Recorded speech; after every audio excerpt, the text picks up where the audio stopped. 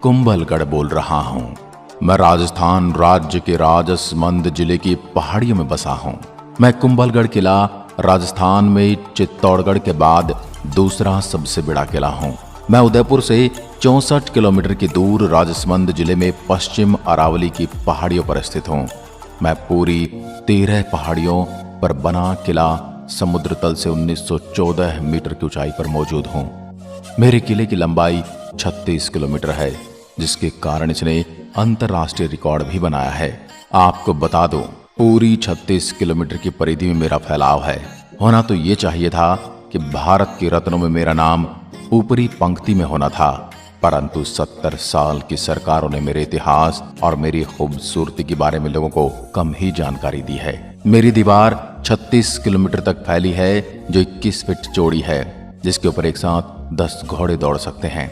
मेवाड़ की आंख कहे जाने वाले इस कुंभलगढ़ दुर्ग को अजयगढ़ कहा जाता है, क्योंकि मुझ पर विजय प्राप्त करना उस समय बहुत ही दुष्कर कार्य माना जाता रहा है। मेरी परिधि के चारों ओर इतनी बड़ी और लंबी दीवारें बनी हैं कि विश्व में चीन की दीवार के बाद दूसरी सबसे बड़ी लंबी दीवार की उपाधि मेरे पास है। मेरे दुर्ग का निर्माण महाराणा कुंभा ने 13 मई 1459 को करवाया था। राणा कुंभा के मेवाड़ राज्य का साम्राज्य बहुत ही बड़ा था। उनके पास पूरे 84 किले थे। उनमें से 32 किलों का निर्माण राणा कुंभा ने स्वयं किया था। उन सभी किलों में से मैं सबसे बड़ा किला हूं। जब आप मेरे दुर्ग की परिधि के किले के अंदर प्रवेश करेंगे, तब आपको बहुत सारी चीजें देखने को मिलेंगी। सबसे पहले आप 7 विशाल द्वारों में सुदृढ़ प्राचीरों से अंदर प्रवेश करेंगे।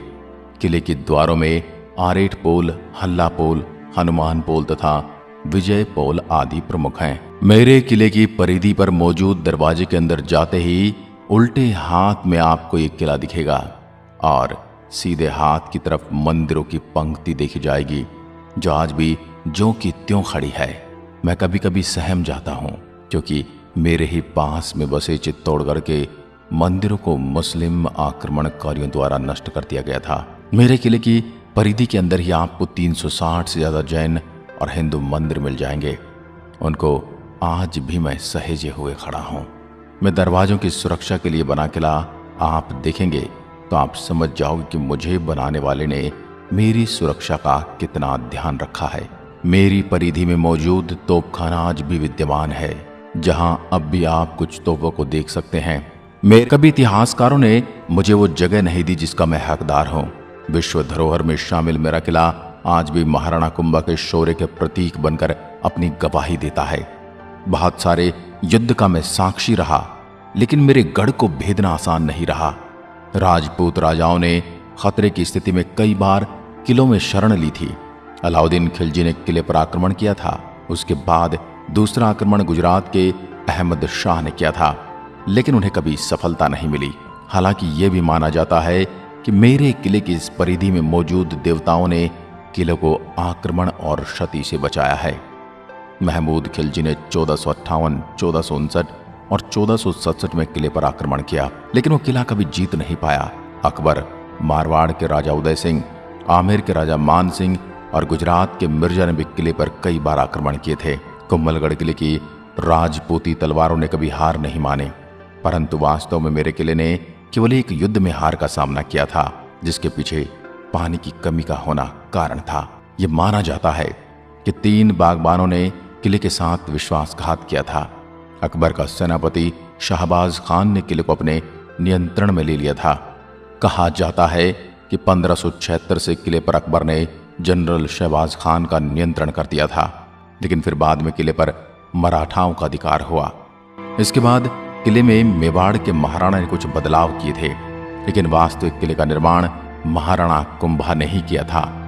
आज की दृष्टि से देखा जाए तो मेरे मुख्य किले की ऊंचाई लगभग 7 से 8 मंजिला इमारत से भी ऊंची है। इसी किले के अंदर पन्नाधाय ने महाराणा प्रताप जी के पिताजी उदय सिंह का पालन पोषण किया था। आज भी उस पन्नाधाय को यहाँ घूमते हुए महसूस किया जा सकता है, जिन्होंने अपने पुत्र की मौत को सहन करके मेवाड़ के वंश की लाज रखी थी। मैं खुद को गौरवान्वित महसूस करता हूँ जो राणाओं के राणा महान प्रतापी घोड़े पर असवार महाराणा प्रताप के जन्म स्थान होने का अवसर मुझे प्राप्त है। ये बताते हुए मैं हर्ष से प्रफुल्लित हो रहा हूँ कि मेवाड़ की शान, मेरी जान, मेरे महाराणा प्रताप जी ने मेरे ही परिधि के अंदर जन्म लिया था।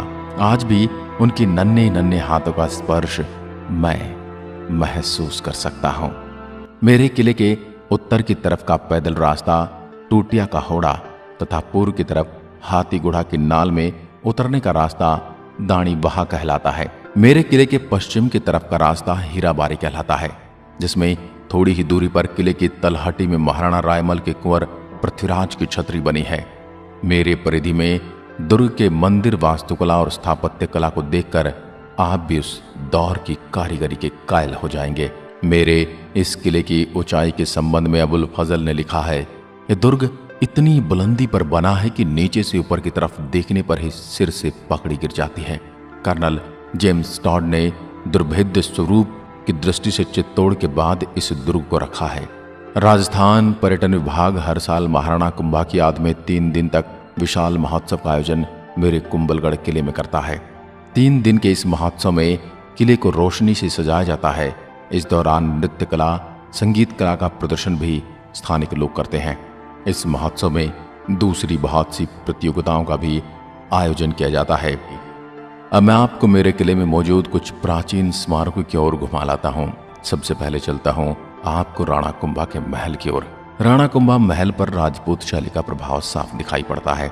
यहाँ का कमरा बहुत ही छोटा, अंधेरे में घिरा हुआ और साधारण सा लगता है।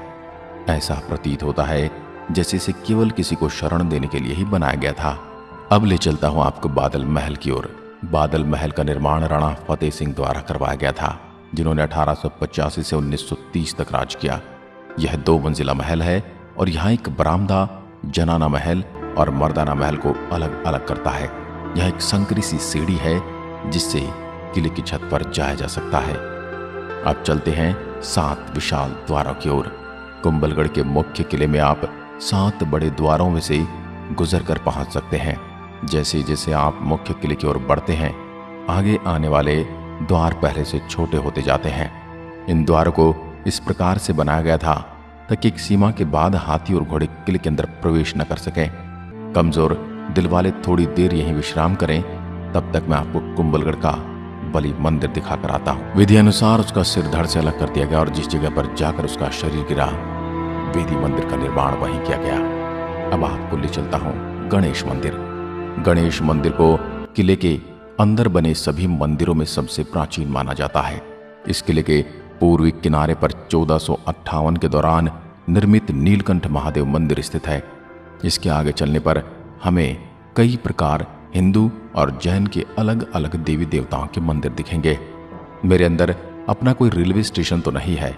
इसका निकटतम railway station Falna railway station है। जय हिंद, जय भारत।